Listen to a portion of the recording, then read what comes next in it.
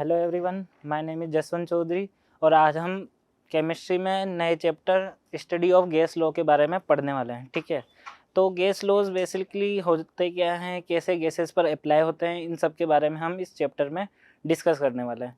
तो gases law हमने नाम तो सुना ही होगा, Charles law, Boyle's law, Gay Lussac law, या आइडियल गैस इक्वेशन के बारे में सुना होगा कि आइडियल गैस इक्वेशन क्या होती है, PV बराबर nRT। तो आज हम इस चैप्टर में गैसेस लॉ के बारे में ही पढ़ने वाले हैं। तो गैसेस लॉ के बारे में पढ़ने से पहले हम कुछ बेसिक जो टर्म्स होते हैं उनके बारे में डिस्कस करेंगे। उसके बाद जो डिफरेंट टाइप्स के गैसेस लॉ होते हैं उनके बारे में हम पढ़ेंगे। ठीक है, तो बेसिक अगर मैं आपसे पूछूं कि जो मैटर है वो मेनली कितने स्टेट्स में अवेलेबल होता है, तो वी ऑल नो डेट कि मैटर्स जो है मेनली 3 स्टेट्स में क्या होता है, अवेलेबल होता है। कौन कौन सी state? Solid, liquid and gas state. सब जानते हैं मैटर जो है मेनली कितनी स्टेट्स में अवेलेबल होता है, solid, liquid and gas state, 3 states में अवेलेबल होता है। तो इन 3 स्टेट्स में अवेलेबल होने के पीछे मैटर के पार्टिकल्स की क्या टेंडेंसीज होती है जिससे ये सॉलिड, लिक्विड और गैस स्टेट में हमें अवेलेबल हुआ है। तो हमें पता होना चाहिए कि जो मैटर के पार्टिकल्स होते हैं उनके बीच 2 टाइप्स ऑफ टेंडेंसीज अवेलेबल होती है। कितने टाइप्स की? 2 टाइप्स ऑफ टेंडेंसीज प्रेजेंट होती है, जो कि किसी भी मैटर के स्टेट्स के लिए क्या होते हैं, रेस्पॉन्सिबल होती है। 2 types of tendencies. First tendency कौन सी? इंटरमोलिकुलर अट्रैक्शन फोर्स, जो कि क्या करता है, पार्टिकल्स को बाइंड करने का वर्क करता है। कौन सा? Intermolecular attractive force, intermolecular attractive force, जिसका वर्क क्या होता है, मॉलिक्यूल्स को बाइंड करने का, बाइंड और कीप मॉलिक्यूल्स टुगेदर। मॉलिक्यूल्स भी बोल सकते हैं या एटम्स भी बोल सकते हैं। तो ये क्या करता है, एट्रैक्टिव फोर्स मॉलिक्यूल्स को बाइंड करने का वर्क करता है। और सेकंड जो टेंडेंसी होती है कौन सी होती है, थर्मल एनर्जी। थर्मल एनर्जी नया वर्ड होगा सुनने में आपके लिए। तो थर्मल एनर्जी को हम और क्या बोलते हैं, काइनेटिक एनर्जी। किसी भी बॉडी में प्रेजेंट जो पार्टिकल्स होते हैं उनके रैंडम मोशन से उसमें क्या डेवलप हो जाती है, kinetic energy. Kinetic energy develop होती है due to random motion of particles.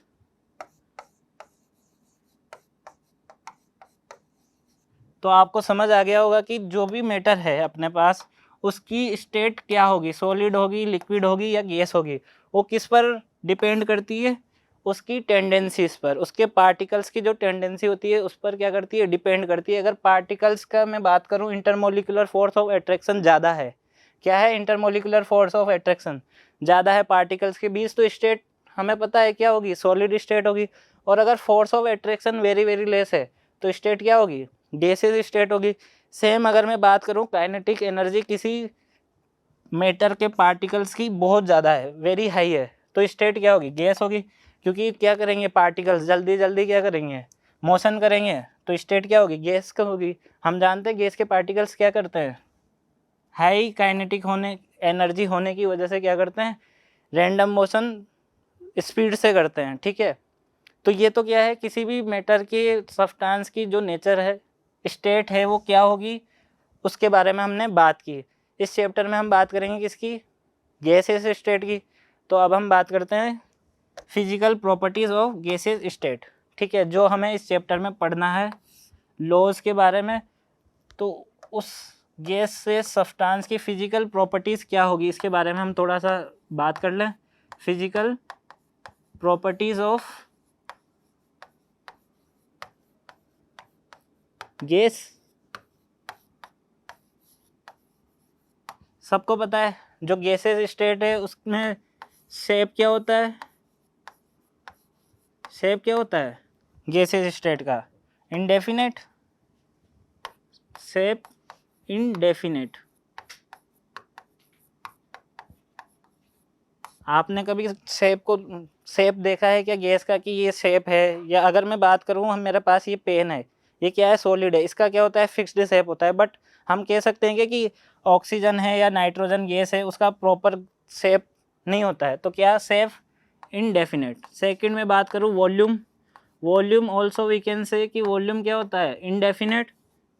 But हम जानते हैं गैस को जिस भी कंटेनर में फिल किया जाता है वो क्या करती है? उसी का वॉल्यूम ऑक्यूपाई कर लेती है। मतलब डिफरेंट डिफरेंट कंटेनर्स के अकॉर्डिंग, उनके वॉल्यूम के अकॉर्डिंग गैस का वॉल्यूम क्या होता है? वेरी करता है। ठीक है। थर्ड में बात करूँ किसकी? इंटरमोलिकुलर फोर्स ऑफ अट्रैक्शन या इंटरमोलिकुलर फोर्स, IMF लिख सकता हूँ। इंटरमोलिकुलर फोर्स क्या होता है गैसेस में? Very less, very less. Second, gases की एक और प्रॉपर्टी होती है, कौन सी? कंपेरिसिबिलिटी की। मतलब गैसेस क्या होती है? हाईली कंपेरिसिबल होती है। क्यों होती है हाईली कंपेरिसिबल? क्योंकि गैसेस पार्टिकल्स के बीच क्या होता है? स्पेस ज़्यादा होता है। तो हम उस पर प्रेशर अप्लाई करते हैं तो स्टेट वो क्या हो जाती है? कंप्रेस हो जाती है, सॉरी। और कंप्रेस करने से उसका स्टेट भी चेंज हो जाता है। जैसे कि गैस को मैं हाईली कंप्रेस करूं तो गैस से किस में कन्वर्ट हो जाती है? लिक्विड में कन्वर्ट हो जाती है, जैसे कि LPG गैस। ओके। तो ये हमने क्या बात की? बेसिक बात की किसकी? गैसेज स्टेट की और मैटर की स्टेट के बारे में। ठीक है। ये हमने क्या किया? बेसिक बात किया। इसके बाद हम बात करेंगे किसकी? गैसेज लॉज के बारे में। तो गैसेज लॉज मेनली क्या करते हैं? गैसेज सब्सटेंस फॉलो करते हैं। तो बात करते हैं gases laws are the rules which the gases obey when subjected to change in volume, temperature और प्रेशर। मतलब मैं क्या करूं? वॉल्यूम, प्रेशर और टेम्परेचर में चेंज करूं तो अदर जो प्रॉपर्टीज़ होती है वो क्या होती है? वेरिएबल, वो अफेक्ट होते हैं। जैसे कि मैं प्रेशर इंक्रीज़ करता हूँ तो वॉल्यूम क्या होता है? डिक्रीज़ होता है। और प्रेशर डिक्रीज़ करूँ तो वॉल्यूम क्या होता है? इंक्रीज़ होता है। तो गैसेस लॉ के अंदर हम प्रेशर, वॉल्यूम और टेम्परेचर को चेंज करके और अदर जो वेरिएबल्स है उनका क्या करते हैं? मेजरमेंट करते हैं। ठीक है। अब हम बात करते हैं किसकी? बॉयल्स लॉ की। ठीक है। Very first law, Boyle's law. ठीक है। इसमें क्या बोला? For a fixed amount of gas at constant temperature, जो वॉल्यूम होता है गैस का वो क्या होता है? Inversely proportional to pressure. मतलब इसने क्या बोला कि नंबर ऑफ मोल्स गैस के कांस्टेंट कर दिया हमने और टेम्परेचर को क्या कर दिया? कांस्टेंट कर दिया। तो जो वॉल्यूम था किसका? गैस का, वो क्या होता है? Inversely proportional to pressure. कैसे? मैथमेटिकली अगर मैं इसे लिखूं तो कैसे लिख सकता हूं? Number of moles N and temperature क्या है? कांस्टेंट। तो volume of gas V, volume of gas inversely proportional to pressure, ऐसा लिख सकता हूँ V inversely proportional to pressure. मैंने क्या किया? प्रोपोर्शनल का साइन हटाया, क्या आया? Constant V equals to K upon P। तो इसे हम कैसे लिख सकते हैं? PV इक्वल्स टू K, जहाँ पर K क्या है? Boyle's constant. ओके। और ये जो इक्वेशन आया इसे क्या बोलते हैं? Boyle's equation. ठीक है। इसे हम ऐसे समझ सकते हैं, सपोज कि ये मेरे पास क्या है? फर्स्ट कंडीशन है जहाँ पर मेरे पास गैस प्रेजेंट है किसमें? कंटेनर में। इस गैस का वॉल्यूम कितना है? V1 और प्रेशर कितना है? P1। ठीक है। अब मैंने इस कंटेनर पर क्या लगा दिया? एक फ्रैक्शनलेस और वेटलेस, मैंने इस पर क्या लगा दिया? पिस्टन लगा दिया। ठीक है। ये क्या है? पिस्टन वेटलेस और फ्रैक्शनलेस है। सेकंड कंडीशन, जहाँ पर मैंने क्या किया? अब प्रेशर को इंक्रीज़ किया। P1 से मैंने प्रेशर इंक्रीज़ करके क्या कर दिया? P2 कर दिया। तो वॉल्यूम V1 से डिक्रीज़ होकर कितना हो जाएगा? V2। प्रेशर क्या कर दिया मैंने? इंक्रीज़ कर दिया, P2। तो वॉल्यूम कितना हो गया? V2। मतलब जब प्रेशर कम था, P1 था, तो वॉल्यूम क्या था? ज़्यादा था। दिख रहा होगा आपको यहाँ पर वॉल्यूम क्या है? फर्स्ट कंडीशन में ज़्यादा। जब मैंने प्रेशर को इंक्रीज़ किया तो वॉल्यूम क्या हो गया? गैस का डिक्रीज़ हो गया। कितना हो गया? V2। तो मैं क्या लिख सकता हूँ इसको कि P1 V1 equals to P2 V2। मतलब जो प्रेशर और वॉल्यूम का रिजल्टेंट था वो तो क्या रह रहा है हमेशा कांस्टेंट, क्योंकि मैंने यहाँ क्या किया, प्रेशर इंक्रीज किया तो वॉल्यूम डिक्रीज हो गया, और प्रेशर कम था तो वॉल्यूम क्या था, ज़्यादा था। तो P1 V1 equals to P2 V2। ठीक है, आया समझ में कैसे है कि प्रेशर अगर किसी गैस पर बढ़ा रहे हैं तो वॉल्यूम क्या होगा, डिक्रीज होगा, और प्रेशर कम कर रहे हैं तो वॉल्यूम क्या होगा, इंक्रीज होगा। ठीक है, इसके बाद हम बात करते हैं किसके, यूनिट कन्वर्जन्स की। ये जो फॉर्मूला आया P1 V1 equals to P2 V2, इस पर बेस्ड क्या होते हैं, न्यूमेरिकल्स होते हैं। तो न्यूमेरिकल्स में जनरली क्या है, यूनिट अगर डिफरेंट हो तो हमें यूनिट कन्वर्जन आना चाहिए। तो हम बात करेंगे किसका, यूनिट कन्वर्जन्स का, जो कि आपको पता ही होगा, पढ़ा होगा। फर्स्ट यूनिट कन्वर्जन प्रेशर का, हम सब जानते हैं 1 ATM इक्वल्स टू क्या होता है, 760 mm ऑफ Hg। 1 ATM मतलब 1 एटमॉस्फेरिक प्रेशर इक्वल होता है किसके, 760 ऑफ mm Hg। इसे मैं और क्या लिख सकता हूँ, 76 cm ऑफ Hg भी लिख सकता हूँ ना। ठीक है, ऑल्सो 1 ATM इक्वल्स टू क्या होता है, 1 बार। ठीक है, और 1 ATM इज इक्वल्स टू क्या होता है, 10⁵ पास्कल, और इसे मैं और क्या लिख सकता हूँ, न्यूटन पर मीटर स्क्वायर। तो अगर आपको initial pressure mm of Hg में दिया हो और फाइनल प्रेशर आपसे ATM में पूछा हो तो यूनिट कन्वर्जन कर लोगे। और एक और यूनिट होता है प्रेशर का, कौन सा, 760 टोर। ठीक है, टोर में पूछे तो वो भी निकाल लोगे आप। ठीक है, वॉल्यूम का यूनिट कन्वर्जन देखें, 1 litre of volume equals to होता है 1000 ml, also equals to 1000 cc। cc means centimetre cube, centimetre cube. 1 litre also equals to 10⁻³ metre cube, और 1 litre also equals to 1 decimetre. ठीक है, ये तो किसकी बात हो गई, वॉल्यूम और प्रेशर की। अब हम टेम्परेचर में कन्वर्जन देखें तो आपको पता होगा, अगर हम डिग्री सेल्सियस से किस में जा रहे हैं, केल्विन में, तो क्या करते हैं, 273 ऐड करते हैं ना। जैसे कि मैं लिखूँ टेम्परेचर फाइंड करो किस में, केल्विन में, तो क्या होगा, temperature degree centigrade equals to 273 कर लोगे। ठीक है, जैसे कि मैं बोलूँ आपसे कि हमारे पास कितना टेम्परेचर है, 27 डिग्री सेंटीग्रेड, इसको कन्वर्ट करो किस में, केल्विन में, तो कर लोगे कैसे, 273 प्लस 27 प्लस 273 इक्वल्स टू कितना हो जाएगा, 300 केल्विन, कर लोगे। और अगर केल्विन से डिग्री सेंटीग्रेड में पूछे तो kelvin two degree centigrade conversion करना हो तो क्या कर देंगे, -273। ठीक है, तो डिग्री सेल्सियस में अपने को टेम्परेचर ऑब्टेन हो जाएगा। ठीक है, नाउ हम बात करते हैं बॉयल्स लॉ पर बेस्ड क्वेश्चंस की। ठीक है, यूनिट कन्वर्जन समझ में आ गया। अब फर्स्ट क्वेश्चन की बात करते हैं। तो क्वेश्चन क्या दिया हुआ है अपने को कि a gas occupies 1500 cc at pressure of 720 mm of Hg, find at what pressure its volume becomes 1000 cc, और जो टेम्परेचर है क्या है, कांस्टेंट है। ठीक है, तो इसने क्या बोला कि गैस ने इनिशियल वॉल्यूम कितना ऑक्यूपाई किया हुआ है, इनिशियल वॉल्यूम कितना, 1500 cc। कब, जब प्रेशर कितना था, 720 mm ऑफ Hg। तो ये फाइनल प्रेशर पूछ रहा है कि फाइनल प्रेशर क्या होगा जब वॉल्यूम कितना हो जाता है, 1000 cc। सब सेम यूनिट है तो यूनिट कन्वर्जन नहीं करना है। तो लिख लूँ मैं, इनिशियल वॉल्यूम कितना, V1 इनिशियल वॉल्यूम कितना दिया हुआ है, 1500 cc। कब, जब इनिशियल प्रेशर कितना था, P1 equals to 720 mm of Hg। Final volume कितना हो गया, V2 1000 cc।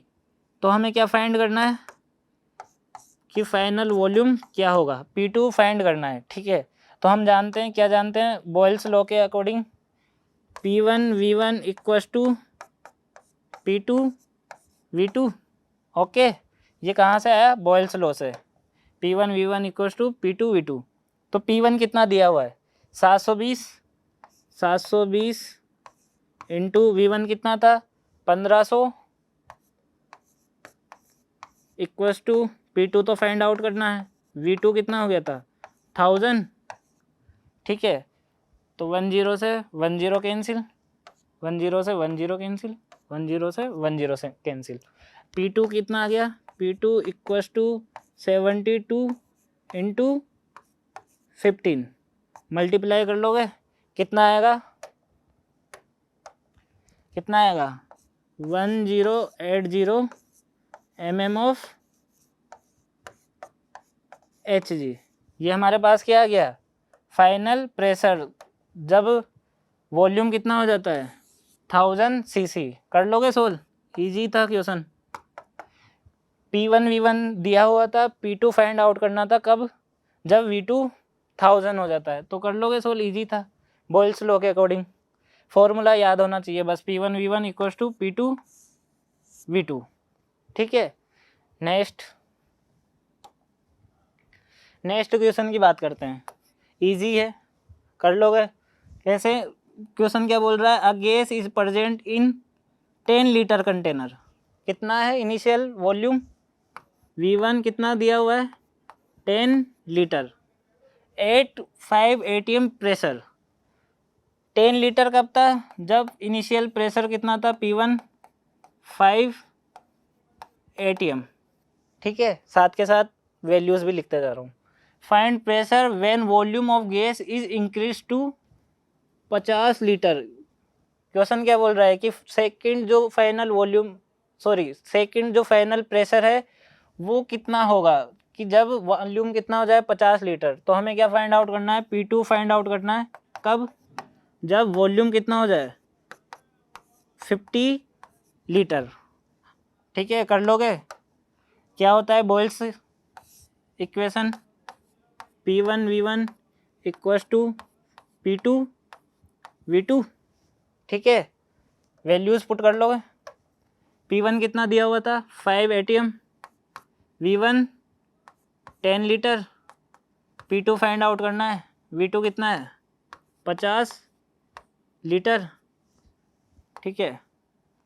तो फाइंड आउट करो, P2 इक्वल्स टू कितना हो गया 50/50 कितना आ गया 1 atm। 1 atm पर वॉल्यूम कितना हो जाएगा गैस का 50 लीटर हो जाएगा, ठीक है। आया समझ में। इनिशियल वॉल्यूम, इनिशियल प्रेशर दिया हुआ था, फाइनल प्रेशर पूछा कब, जब फाइनल वॉल्यूम 50 लीटर हो गया था। तो इस क्वेश्चन से आपको समझ भी आ गया होगा ना, जब प्रेशर कितना था ज़्यादा था तो वॉल्यूम कम, और प्रेशर कितना हो गया 1 atm तो वॉल्यूम क्या हो गया इंक्रीज हो गया। मतलब प्रेशर अगर ज़्यादा रहेगा तो वॉल्यूम क्या होगा कम, और प्रेशर अगर कम तो वॉल्यूम ज़्यादा। मतलब प्रेशर इंक्रीज करने पर वॉल्यूम क्या होता है डिक्रीज होता है। यही क्या था बॉयल्स लॉ था कि वॉल्यूम इनडायरेक्टली प्रोपोर्शनल होता है या इन्वर्सली प्रोपोर्शनल होता है किसके प्रेशर के, ठीक है। अब हम बात करते हैं किसकी ग्राफ्स की। मेनली बच्चा कहाँ पर अटकता है ग्राफ्स में अटकता है कि ग्राफ कैसा बनेगा, या आइडेंटिफाई करो कि कौन सा ग्राफ बॉयल्स लॉ को फॉलो करता है और फॉलो नहीं करता है। तो ग्राफ बनाने के लिए आपको पता होगा कि हमें क्या क्या पता होना चाहिए, एक्स एंड वाई एक्सेस क्या है और वो किस मैथमेटिकल इक्वेशन को क्या कर रहे हैं सेटिस्फाई कर रहे हैं। अगर हमें ये पता है एक्स एंड वाई और इक्वेशन, तो हम क्या कर सकते हैं इजीली ग्राफ ड्रॉ कर सकते हैं, ठीक है। फर्स्ट ग्राफ हम बात करते हैं किसमें PV वर्सेस V पर। हमारे पास इक्वेशन क्या होता है बॉयल्स लॉ के according, PV equals to K, मतलब PV इक्वल्स टू कॉन्स्टेंट। यहाँ पर मैं क्या ले लूँ वाई एक्सेस पर PV, एक्स एक्सेस पर V, तो क्या होगा y इक्वल्स टू K, मतलब y क्या है कांस्टेंट है। और हम जानते हैं अगर y कांस्टेंट है तो ग्राफ कैसा होगा, ग्राफ स्ट्रेट लाइन होने वाला है। मतलब मैं v की कितनी भी वैल्यू इंक्रीज कर लूँ या डिक्रीज कर लूँ, PV के रिजल्ट में कोई परिवर्तन नहीं होगा। मतलब PV क्या रहेगा हमेशा कांस्टेंट रहने वाला है, ठीक है। PV हमेशा क्या रहेगा कांस्टेंट रहेगा। Second graph PV versus P के बीच ग्राफ कैसे बनेगा, सेम हम जानते हैं बॉयल्स लॉ के according, P V equals to K constant, P V कहाँ है वाई एक्सेस पर, तो वाई क्या हो गया अगेन कॉन्स्टेंट, तो ग्राफ कैसा होगा स्ट्रेट लाइन। बच्चे क्या करते हैं पी वी वर्सेस वी का ग्राफ ऐसा है तो ग्राफ नेक्स्ट जो ग्राफ बनाया पी वी वर्सेस पी का वो बच्चे सोचते हैं कि ऐसा होगा, नहीं गलत हो जाएगा। ग्राफ कैसा होगा पी वी वर्सेस पी का भी सेम फर्स्ट ग्राफ की तरह ही होगा स्ट्रेट लाइन, ठीक है ये गलत हो गया, कैसा होगा स्ट्रेट लाइन, ठीक है। दोनों ग्राफ समझ आ गए। पी वी क्या है कांस्टेंट है, मैं अगर पी की वैल्यू इंक्रीज करूं या वी की वैल्यू इंक्रीज करूं जो रिजल्टेंट है पी वी का वो क्या रहेगा हमेशा कांस्टेंट ही रहेगा, ठीक है। Next P V versus V के बीच ग्राफ, ठीक है, तो पी वी वर्सेस वी के बीच ग्राफ ड्रॉ करना है, पी और ये वी, हमारे पास इक्वेशन होता है क्या होता है पी वी इक्वल्स टू के, मतलब पी वी क्या है कांस्टेंट है, तो पी वर्सेस वी, तो इक्वेशन एक्स डॉट वाई क्या आ गया के, ये किसका इक्वेशन है मैथमेटिकल इक्वेशन है ना, ये किसका rectangular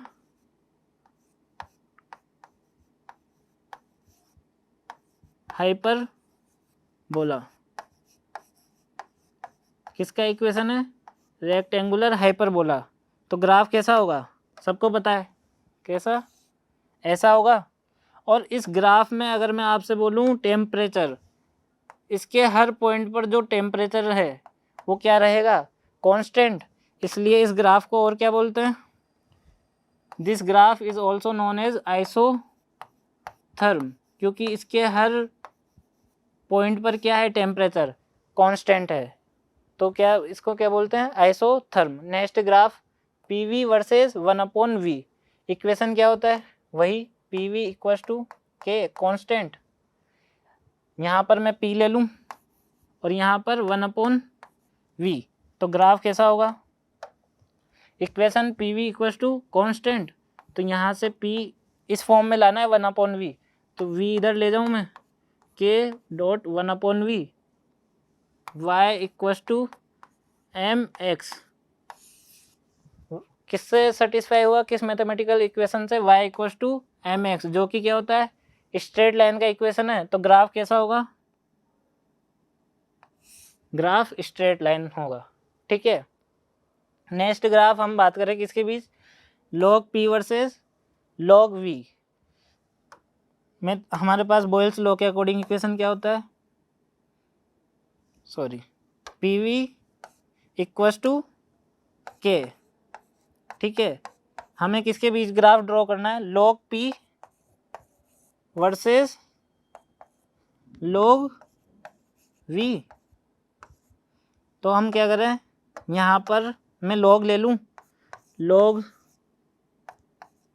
P V equals to log K, log P plus log V equals to log K, ठीक है।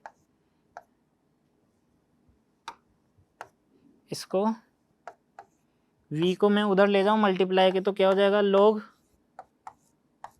p equals to minus log v plus log k, कुछ दिख रहा है इसमें दिखा कुछ, y बराबर एम एक्स प्लस सी वाला इक्वेशन मैथमेटिकल इक्वेशन क्या y equals to M X plus C, जहाँ पर जो m है स्लोप, m जो है स्लोप वो क्या है नेगेटिव है, ठीक है। तो ग्राफ कैसा होगा नेगेटिव स्लोप वाला, जिसका इंटरसेप्ट क्या है इंटरसेप्ट कितना है इंटरसेप्ट log के, और स्लोप क्या है m इक्वल्स टू -1, ठीक है।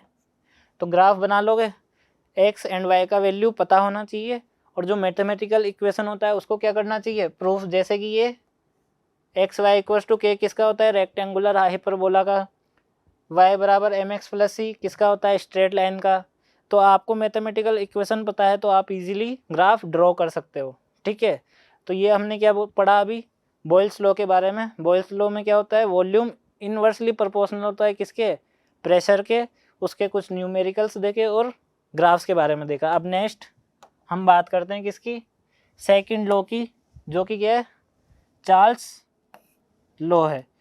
तो इसमें बात करें हम, चार्ल्स लॉ के अकॉर्डिंग क्या होता है, for a fixed amount of gas at constant pressure, जो वॉल्यूम है occupy by gas is directly proportional to kelvin temperature. मतलब टेम्परेचर किस में होना चाहिए, केल्विन में होना चाहिए, या जिसे भी क्या बोलते हैं, एब्सोल्यूट टेम्परेचर बोलते हैं। मतलब हमने यहाँ इस वाले सेकंड लॉ में क्या किया, चार्ल्स ने, कि गैस के जो मॉलिक्यूल्स थे उनको और प्लस प्रेशर को क्या कर दिया, कांस्टेंट कर दिया। तो जो वॉल्यूम था गैस का वो क्या होता है, डायरेक्टली प्रोपोर्शनल होता है किसके, टेम्परेचर के। अगर इसे मैं मैथमेटिकली लिखना चाहूँ तो कैसे लिख सकता हूँ, फिक्स्ड अमाउंट ऑफ गैस, मतलब मोल्स ऑफ गैस क्या है, constant, fixed amount of gas and temperature, sorry, fixed amount of gas and pressure both are क्या है, कांस्टेंट। मोल्स एंड प्रेशर को मैंने क्या कर दिया, कांस्टेंट। तो volume of gas directly proportional to temperature, ऐसा लिख सकता हूँ, V directly proportional to T। Proportional का साइन हटाया, क्या आया, के क्या है यहाँ पर, चार्ल्स कांस्टेंट। तो V इक्वल्स टू क्या आ गया, KT, V upon T equals to K। इसे क्या बोलते हैं हम, Charles equation, V upon T equals to K। अब अगर मैं यहाँ पर आपसे दो कंडीशंस की बात करूँ, कंडीशन फर्स्ट जिसमें इनिशियल वॉल्यूम कितना था, V1, कंडीशन 2 जिसमें वॉल्यूम कितना हो गया, T2, इनिशियल टेम्परेचर T1 और इनिशियल और फाइनल टेम्परेचर T2। मतलब दो कंडीशंस, कंडीशन फर्स्ट जब वॉल्यूम कितना था V1 एंड टेम्परेचर T1, और कंडीशन 2 जिसमें हमारे पास वॉल्यूम कितना हो गया T2 और टेम्परेचर कितना T2। तो हम ऐसा लिख सकते हैं, यहाँ से क्या देखा, V अपॉन T क्या है, कांस्टेंट। तो इससे हम क्या लिख सकते हैं, V1 T1 equals to V2 T2 लिख सकते हैं ना। अरे भाई V अपॉन T कांस्टेंट है, तो कंडीशंस अगर volume V1 T1 first condition में और सेकंड कंडीशन में वॉल्यूम V2 T2 हो तो इसे इस तरह से लिख सकते हैं ना, है कि नहीं, ठीक है। यही क्या है, चार्ल्स इक्वेशन है, ठीक है। अब हम इस पर चार्ल्स इक्वेशन पर बेस्ड अगर क्वेश्चन की बात करें तो फर्स्ट क्वेश्चन हम देखते हैं कि 720 सेंटीमीटर क्यूब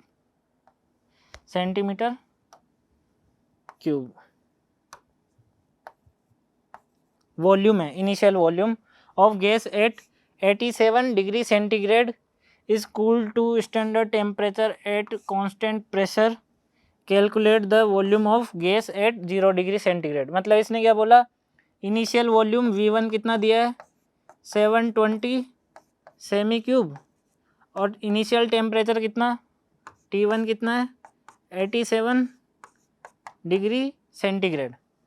वॉल्यूम कितना, 720 सेमी क्यूब, और टेम्परेचर कितना, 87 डिग्री सेंटीग्रेड। तो इसने बोला कि फाइनल वॉल्यूम कितना होगा 0 डिग्री सेंटीग्रेड टेम्परेचर पर।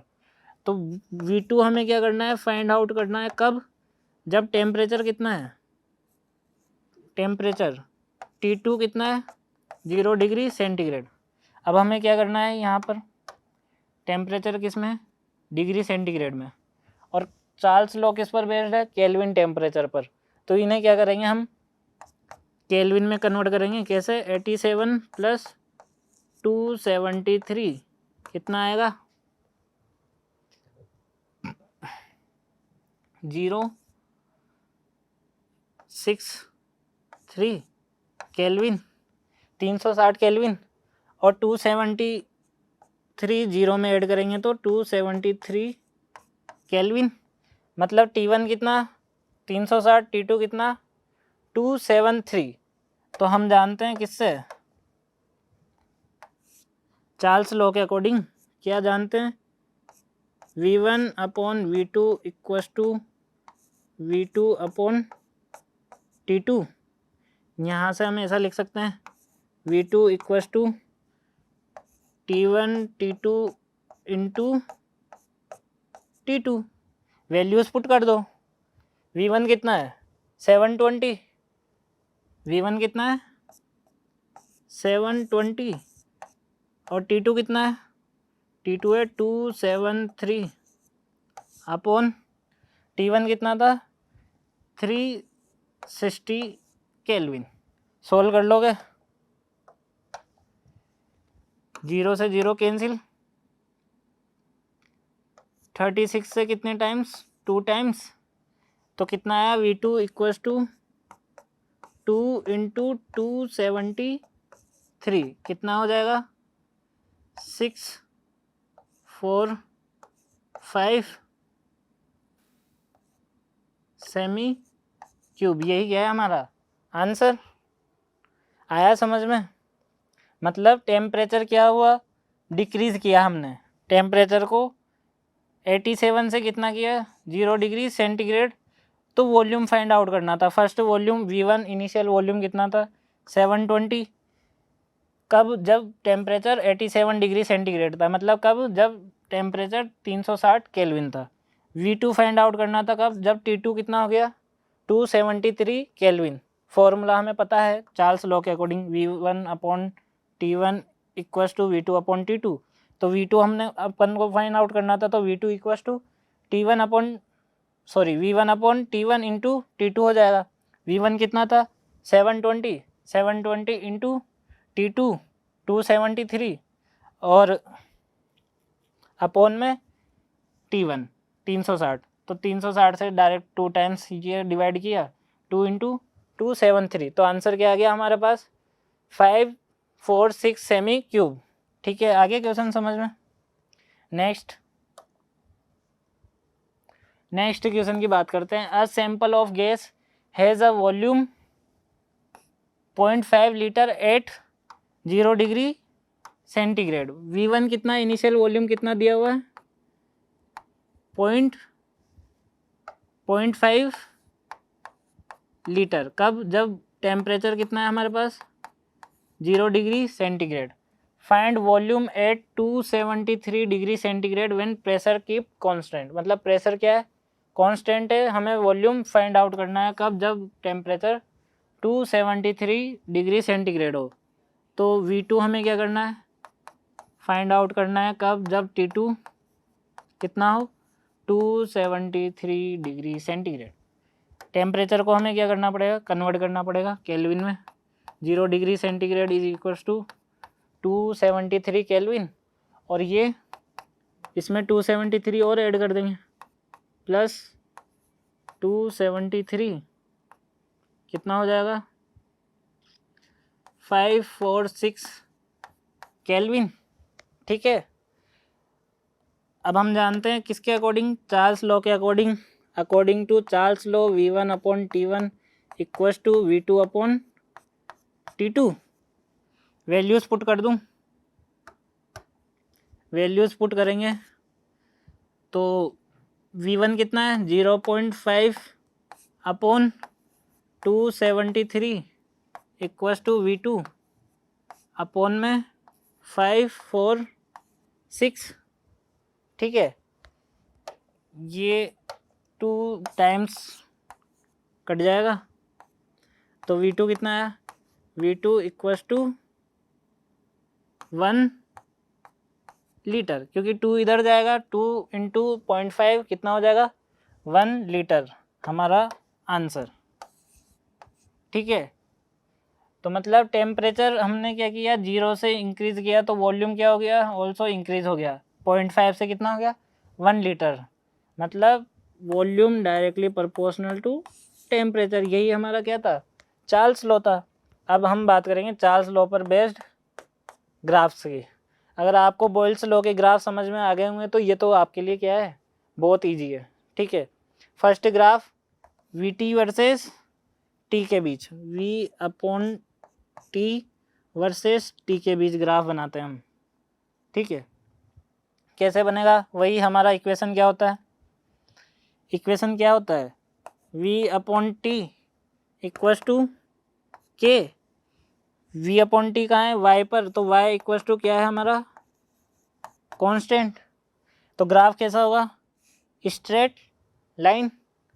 सेम मैं बात करूँ किसके लिए, v upon T versus v के लिए, तो वही बात कौन सी, v अपॉन टी क्या है, k है, v अपॉन टी को कहाँ लिया मैंने, y एक्सेस पर, तो y क्या आ गया, कांस्टेंट। तो ग्राफ क्या होगा, same as it first graph के जैसा ही क्या होगा मेरा सेकंड ग्राफ होगा। मतलब v अपॉन टी के लिए मैं अगर टेम्परेचर और वॉल्यूम की वैल्यूज़ को कितना भी इंक्रीज करूँ या डिक्रीज करूँ, वी टी का जो रिजल्टेड होगा वो क्या होगा, हमेशा कांस्टेंट होगा।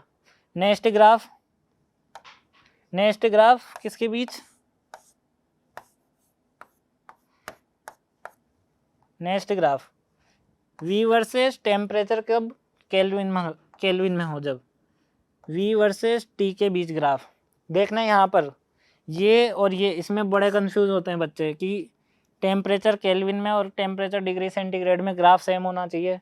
बच्चे सेम भी बना देते हैं बट सेम ग्राफ नहीं बनता है। कैसे, v वर्सेस t का बात करूँ मैं पहले, किसका, v वर्सेस t का, हमारे पास क्या होता है, इक्वेशन क्या होता है, v upon T equals to K, ठीक है, v इक्वस टू क्या लिख सकता हूँ मैं, के टी। देख के कुछ याद आया, किसका इक्वेशन है ये, किसका इक्वेशन है, y v equals to K T, this is equation of y बराबर एम एक्स, और y बराबर एम एक्स किसका इक्वेशन होता है, स्ट्रेट लाइन का। तो थर्ड ग्राफ कैसा होगा हमारा, थर्ड ग्राफ कैसा होगा, स्ट्रेट लाइन, ठीक है। ये थोड़ा सा स्ट्रेट लाइन कहाँ से,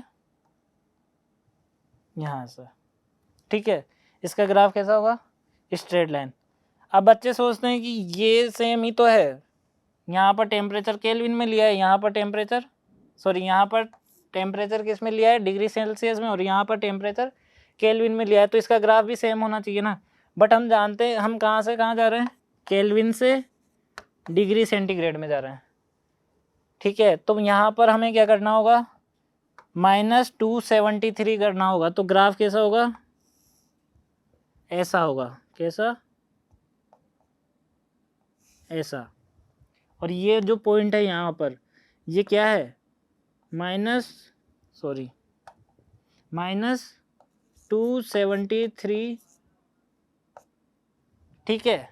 ये पॉइंट कितना है, -273 है। तो ग्राफ कैसा बना हमारा, v वर्सेस t जब किस में हो, सेल्सियस में हो, तो डिग्री सेल्सियस में हो तो ऐसा बनेगा। सेम नहीं होता है, यहाँ पर हमें पता है ना केल्विन से हम किस में जा रहे हैं, डिग्री सेंटीग्रेड में, तो -273 करना पड़ता है ना, इसलिए ग्राफ कैसा बनेगा, ऐसा बनेगा। सॉरी, इसको थोड़ा सही कर लेता हूँ,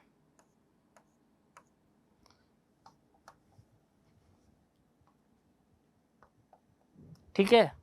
ये क्या है, चार्ल्स लॉ पर बेस्ड ग्राफ है, आया समझ में।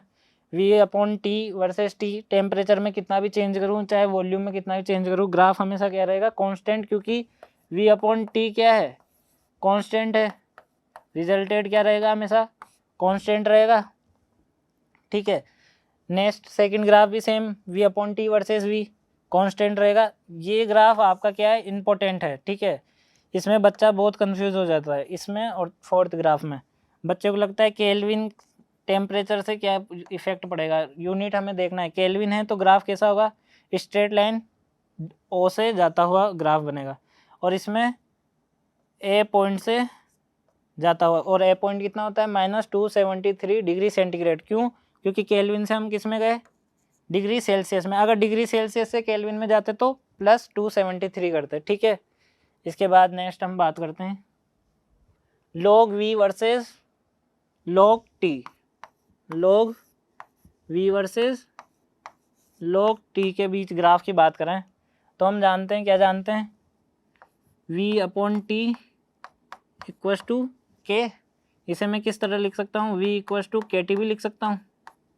अब मैं क्या करूँ, इसका दोनों तरफ log ले लूँ, तो log v equals to log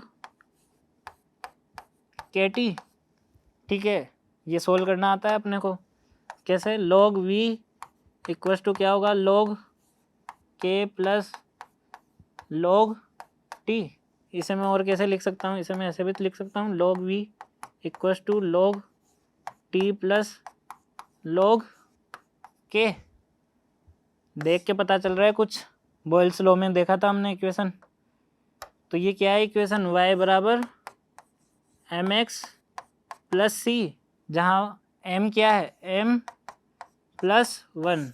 तो इस बार क्या बनेगा ग्राफ, पॉजिटिव स्लोप वाला ग्राफ बनेगा। कैसे? ऐसे, ठीक है। इसका इंटरसेप्ट कितना है, इंटरसेप्ट log k और स्लोप m कितना है, m इक्वल्स टू 1। आया समझ में? y बराबर mx स्ट्रेट लाइन का इक्वेशन, तो ग्राफ ऐसा बनेगा और इंटरसेप्ट log k रहेगा। नेक्स्ट ग्राफ किसके बीच है, v वर्सेस 1/t। तो हम जानते हैं इक्वेशन क्या होता है, v/t equals to k constant, v dot 1/t लिख सकता हूँ इसे मैं, equals to constant y dot x equals to constant. ये किसका इक्वेशन है, रेक्टेंगुलर हाइपरबोला। तो ग्राफ कैसा होगा, ऐसा होगा, ठीक है। और इस ग्राफ के हर पॉइंट पर प्रेशर क्या है, हर पॉइंट पर प्रेशर क्या है, सेम। तो इसलिए इस ग्राफ को और क्या बोलते हैं, आइसो बार, ठीक है। ये हमने क्या की, 6 ग्राफ्स के बारे में बात की जो कि किस पर बेस्ड थे, चार्ल्स लॉ पर। चार्ल्स लॉ में क्या किया था चार्ल्स ने कि मोल्स और प्रेशर को क्या किया, कांस्टेंट किया। तो वॉल्यूम क्या होता है, डायरेक्टली प्रोपोर्शनल टू टेम्परेचर, ठीक है। P directly proportional to, sorry, V directly proportional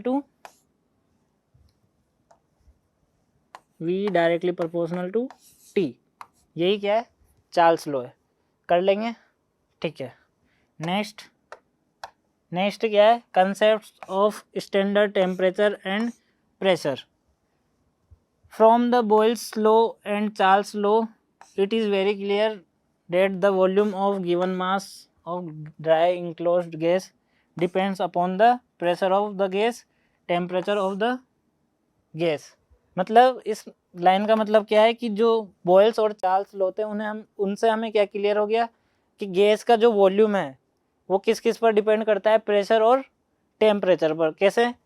मैं बात करूं, प्रेशर मैंने क्या किया, इंक्रीज़ किया तो वॉल्यूम क्या हो रहा था, डिक्रीज़ हो रहा था। और प्रेशर अगर डिक्रीज़ किया तो वॉल्यूम क्या हो रहा था, इंक्रीज़ हो रहा था। मतलब प्रेशर पर डिपेंड करता है ना, प्रेशर बढ़ा रहे हैं तो वॉल्यूम कम हो रहा है और प्रेशर घटा रहे हैं तो वॉल्यूम इंक्रीज़ हो रहा है। सेम टेम्परेचर की बात करें, टेम्परेचर इंक्रीज़ किया तो पार्टिकल्स की काइनेटिक एनर्जी इंक्रीज़ हो रही थी, उससे क्या हो रहा था, वॉल्यूम क्या हो रहा था, इंक्रीज़ हो रहा था। मतलब टेम्परेचर और वॉल्यूम क्या होते हैं, डायरेक्टली प्रोपोर्शनल होते हैं। और टेम्परेचर डिक्रीज़ किया तो काइनेटिक एनर्जी कम, तो वॉल्यूम ऑल्सो कम। या इंटरमोलिकुलर स्पेस क्या हो जाता है, डिक्रीज हो जाता है, उससे क्या हो जाता है, वॉल्यूम डिक्रीज हो जाता है, ठीक है। Next, standard temperature and pressure for all gases is called standard temperature and pressure, short term में क्या बोलते हैं उसे, STP। सुना होगा ना, STP, standard temperature and pressure. तो शॉर्ट में क्या बोलते हैं, STP। Standard temperature taken as 0 degree centigrade. हाँ, इसमें टेम्परेचर क्या लेते हैं, 273 केल्विन, और वी कैन से 0 डिग्री सेंटीग्रेड, ठीक है। और प्रेशर कितना लेते हैं, प्रेशर लेते हैं 76 cm और 760 mm ऑफ Hg। और प्रेशर कितना लेते हैं, प्रेशर 760 mm ऑफ Hg। कब, जब STP बोला जाए, ठीक है। नेक्स्ट हम थर्ड लॉ की बात करते हैं, जिसे क्या बोलते हैं, प्रेशर टेम्परेचर लॉ और गैल्यूसेक लॉ भी बोलते हैं, ठीक है। अभी तक हमने किन की बात की, बॉयल्स लॉ और चार्ल्स लॉ के बारे में बात किया था। अब थर्ड लॉ, जिसे क्या बोलते हैं, pressure temperature law. According to pressure temperature law, pressure of a given mass of gas is directly proportional to temperature at constant volume. क्या बोला इसने कि जो प्रेशर होता है गैस का वो क्या होता है, डायरेक्टली प्रोपोर्शनल होता है किसके, एब्सोल्यूट टेम्परेचर के। मतलब एब्सोल्यूट टेम्परेचर का मतलब यहाँ पर क्या है, जो टेम्परेचर है वो किस में लेंगे, केल्विन में, ठीक है। उसके क्या होता है, डायरेक्टली प्रोपोर्शनल होता है। इसे मैथमेटिकली हम कैसे लिख सकते हैं कि गैस का जो वॉल्यूम है, sorry, number of molecules and volume क्या है, कांस्टेंट, मतलब फिक्स्ड अमाउंट ऑफ गैस। तो जो प्रेशर है, pressure is directly proportional to temperature. Directly proportional का साइन हटाऊंगा तो क्या आएगा, कांस्टेंट के, जो कि क्या है, Gay Lussac constant, P upon T equals to K, which is Gay Lussac equation, ठीक है। Same as it is. दो कंडीशंस की बात करते हैं। फर्स्ट कंडीशन में प्रेशर कितना, इनिशियल कंडीशन में pressure P1, temperature T1, final condition में प्रेशर P2 और टेम्परेचर P2 हो तो फॉर्मूला क्या आ जाएगा हमारे पास, sorry, P1 T1 equals to P2 T2। यही फॉर्मूला हमें कहाँ यूज़ करना है, क्वेश्चंस में। कर लोगे, अब तो आ ही गया होगा ना समझ में, इजी है, अब तो धीरे धीरे सब समझ आ जाता है। तो हम फर्स्ट क्वेश्चन की बात करें। Eight constant volume pressure of 1 मोल of a gas is 2 atm। क्या बोला क्वेश्चन ने, एट कांस्टेंट वॉल्यूम, वॉल्यूम क्या है, V कांस्टेंट, प्रेशर ऑफ 1 मोल ऑफ गैस, गैस का मोल दिया हुआ है 1 मोल, मतलब NB क्या हो गया, fix, 2 atm at 27 degree centigrade. Pressure कितना है, इनिशियल प्रेशर P1 कितना दिया है, 2 atm, कब, जब इनिशियल टेम्परेचर कितना है, 27 degree centigrade. Find pressure at, मतलब P2 फाइंड करना है कब, जब टेम्परेचर T1 से क्या हो गया हो, T2। P2 फाइंड आउट करना है कब, जब टेम्परेचर कितना हो गया T2, 327 डिग्री सेंटीग्रेड, ठीक है। कर लेंगे कैसे, हमें पता है according to Gay Lussac law, P1 T1 equals to P2 T2। Okay, हमें क्या फाइंड आउट करना है, हमें फाइंड करना है P2। तो P2 बराबर क्या हो गया, P2 equals to P1 T1 upon T1 into T2। T2 किस में दिया हुआ है, T2 है डिग्री सेंटीग्रेड में, हमें किस में कन्वर्ट करना पड़ेगा, केल्विन में। 273 क्या करना पड़ेगा, ऐड, तो कितना आया टेम्परेचर, टेम्परेचर आया 600 केल्विन, ठीक है। वैल्यू पुट कर दें, P1 कितना था, 2 atm, T1 कितना था, T1 27 डिग्री सेंटीग्रेड, ये केल्विन में कितना होता है, 300 केल्विन होता है, अपॉन 300 इंटू T2 कितना आया था, 600, तो प्रेशर कितना आ जाएगा, 4 atm, 2 टाइम्स कैंसिल आउट हो जाएगा ना, तो प्रेशर कितना आएगा, 4 atm। आया समझ में। इनिशियल प्रेशर दिया हुआ था, इनिशियल टेम्परेचर दिया हुआ था, फाइनल प्रेशर पूछा, P2 पूछा इसने कब, जब T2 हमारे पास कितना था, 327 डिग्री सेंटीग्रेड, ठीक है। कर लोगे, इजी था क्वेश्चन। नेक्स्ट, अब ग्राफ की बात करें, किस पर बेस्ड, गैल्यूसेक लॉ पर बेस्ड। तो जो गैल्यूसेक का लॉ था वो सिमिलर होता है किसके, चार्ल्स लॉ के, तो ग्राफ भी क्या होंगे, सिमिलर ही हो गए। देख लें एक बार, P अपॉन T वर्सेस, या तो क्या दिया हो T या क्या दिया हो P, दोनों एक साथ लिख दिया इस बार, ठीक है। तो इसने क्या बोला, P अपॉन T, हम जानते हैं क्या होता है, कांस्टेंट। तो यहाँ मैं लिख देता हूँ पहले, वाई एक्सेस पर मैंने क्या ले लिया, P बाई T, और यहाँ पर T भी हो सकता है और P भी हो सकता है, ठीक है। तो हम जानते हैं P अपॉन T क्या होता है, कांस्टेंट, मतलब y इक्वल्स टू कांस्टेंट। अब तो पता ही चल गया होगा ना, ग्राफ कैसा होगा, स्ट्रेट लाइन होगा। चाहे मैं टेम्परेचर में कितना भी चेंज करूं या प्रेशर में चेंज करूं, P अपॉन T का जो रिजल्टेड होगा वो हमेशा क्या होगा, कांस्टेंट रहने वाला है, ठीक है। Next graph P versus T, capital T है मतलब T किस में, केल्विन में। हम जानते हैं, क्या जानते हैं, P/T इक्वल्स टू K, तो P बराबर क्या हो जाएगा, KT, Y बराबर mx। इक्वेशन दिख रहा है। तो ग्राफ कैसा होगा, ग्राफ स्ट्रेट लाइन होगा, ठीक है।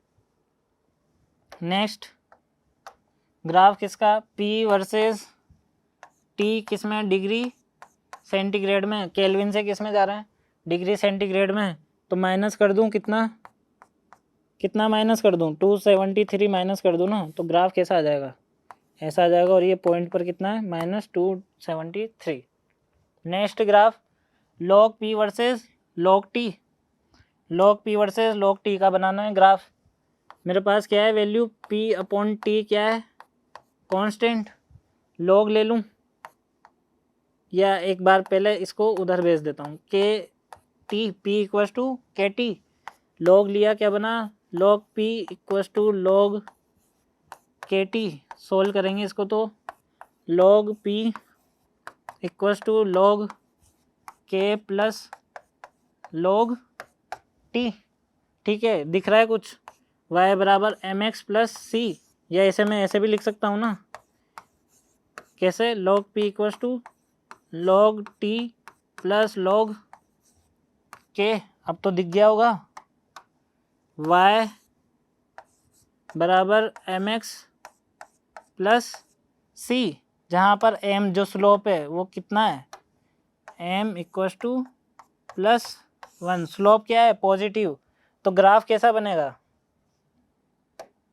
ग्राफ कैसा बनेगा, यहाँ पर क्या है, log P log T, slope कितना आता है, m +1। तो ग्राफ कैसा बनेगा, ग्राफ बनेगा ऐसा, जिसका इंटरसेप्ट क्या होगा, log K, ठीक है। आया समझ में, सेम ही है ग्राफ, जैसे उसमें था चार्ल्स लॉ में, सेम वैसा ही ग्राफ इधर है, ठीक है। नेक्स्ट हम बात करेंगे फाइनल लॉ, जिसे क्या बोलते हैं, आवोगैड्रो हाइपोथेसिस। इसके अकॉर्डिंग क्या था, similar values of pressure and temperature, equal number of molecules of different gases will occupy equal volume. मतलब इस लॉ के अकॉर्डिंग क्या था कि मेरे पास अगर गैस फर्स्ट के N1 क्या है, N1 क्या है, मॉलिक्यूल्स हैं, तो ये कितना वॉल्यूम ऑक्यूपाई कर, ये वॉल्यूम ऑक्यूपाई कर रहे हैं V।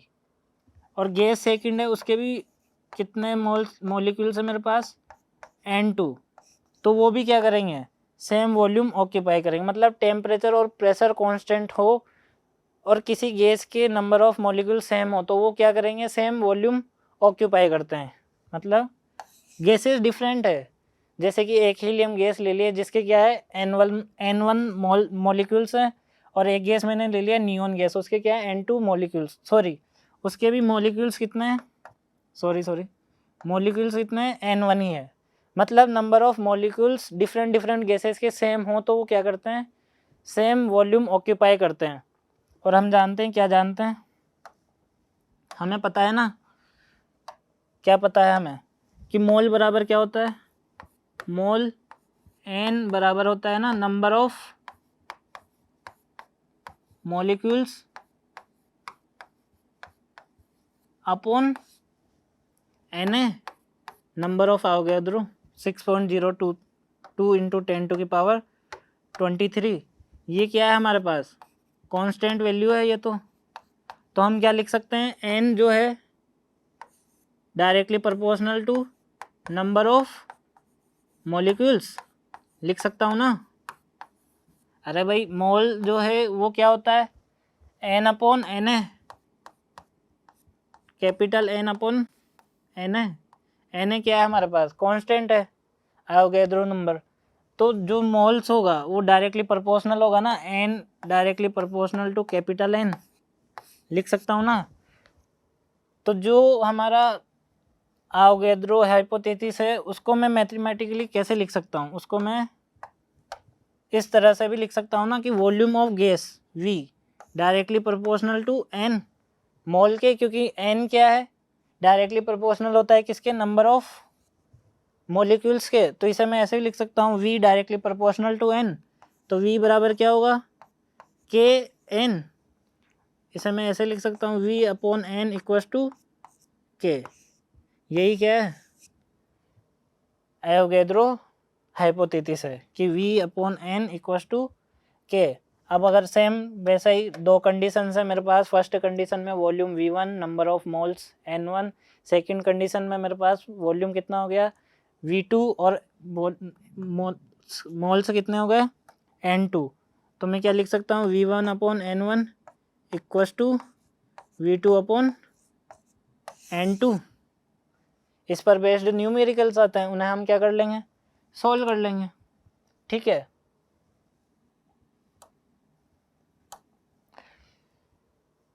उन्होंने क्या कर लेंगे, हम सोल्व कर लेंगे।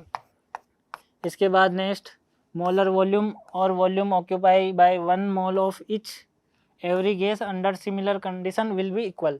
मतलब डिफरेंट गैसेज है, उनके मॉलिक्यूल्स अगर सेम हो तो वो क्या करेंगे, सेम वॉल्यूम ऑक्यूपाई करेंगे। ठीक है, 1 मोल ऑफ एनी गैस और a combination of gases occupy 22.4 litre volume at STP। हाँ, हमें पता है ना कि सेम कंडीशन में वॉल्यूम कितना ऑक्यूपाई करते हैं, 22.4 लीटर, ये फिक्स्ड है।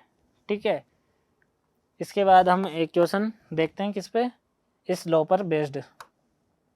क्वेश्चन क्या है, 2 moles of gas has volume 10 decimetre cube at 27 degree centigrade. Temperature दिया हुआ है 27 डिग्री सेंटीग्रेड, फिक्स्ड टेम्परेचर है, मतलब temperature constant. Find the number of moles when volume is increase by 90 decimetre cube eight constant pressure and temperature. ठीक है, इसने क्या दिया हुआ है, इनिशियल मोल्स दिए हुए हैं N1 कितने, 2 मोल। इनिशियल मोल दिए हुए हैं कितने, 2 मोल। कब, जब वॉल्यूम V1 कितना था, 10 डेसीमीटर क्यूब। क्या बोला, find the number of moles, N2 क्या करो, फाइंड करो नंबर ऑफ मोल्स जब वॉल्यूम कितना हो गया हो, 90 डेसीमीटर क्यूब। कर लेंगे कैसे, हमें पता है क्या, सॉरी, हमें क्या पता है, V1 by N1 equals to क्या होता है, V2 by N2। V1 by N1 equals to V2 by N2। Values put कर दें, कितना, 10 decimetre cube upon 2 moles equals to 90 decimetre cube upon N2। तो यहाँ से N2 कितना आ जाएगा, N2 विल बी, ये 5 टाइम्स चला गया, N2 विल बी 90 अपॉन 5। तो कितना आएगा आंसर, 18 मोल्स। ठीक है, ये क्या है, हमारा आंसर है। तो हमने आज क्या क्या पढ़ा, बॉयल्स लॉ पढ़ा, चार्ल्स लॉ पढ़ा, उसके बाद टेम्परेचर प्रेशर लॉ जिसे क्या बोलते हैं, गैल्यूसेक लॉ के बारे में पढ़ा, और उसके बाद एवोगैड्रो हाइपोथेसिस पढ़ा। ठीक है, नेक्स्ट हम जो नेक्स्ट लेक्चर होगा उसमें हम आइडियल गैस इक्वेशन को डिराइव करेंगे। जो आज पढ़ा उसे एक बार रिवाइज कर लेते हैं। फर्स्ट लॉ के अकॉर्डिंग क्या था, बॉयल्स लॉ के अकॉर्डिंग जो वॉल्यूम और प्रेशर में रिलेशन बताता है उसके अकॉर्डिंग क्या था, volume of gas indirectly proportional to pressure, this is first law. Second हमने क्या पढ़ा, चार्ल्स लॉ। चार्ल्स लॉ के अकॉर्डिंग प्रेशर क्या रखते हैं हम, कांस्टेंट रखते हैं, तो वॉल्यूम ऑफ द गैस क्या होता है, directly proportional to temperature. Second law, V directly proportional to T।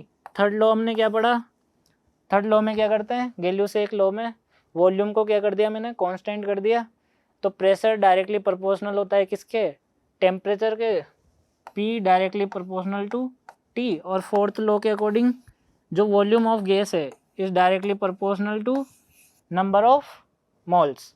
ठीक है, या फोर्थ लॉ में के अकॉर्डिंग क्या होता है कि डिफरेंट डिफरेंट गैसेस के मॉलिक्यूल्स क्या है, सेम है। मतलब दो टाइप्स ऑफ गैस है मेरे पास, हीलियम है, ऑर्गन है, टू टाइप्स ऑफ गैस है, हीलियम और ऑर्गन है। इनके वॉल्यूम क्या है, दोनों के सेम है, या number of molecules sorry same है, तो इनका वॉल्यूम भी क्या होगा, दोनों का वॉल्यूम ऑल्सो क्या होगा, सेम होगा। ठीक है, यही क्या है, चारों लॉ हमारे गैसेस लॉज है। इसके बाद हम इनकी हेल्प से आइडियल गैस इक्वेशन को क्या करते हैं, ड्राइव करते हैं। आज के लेक्चर में बस इतना ही। Thank you.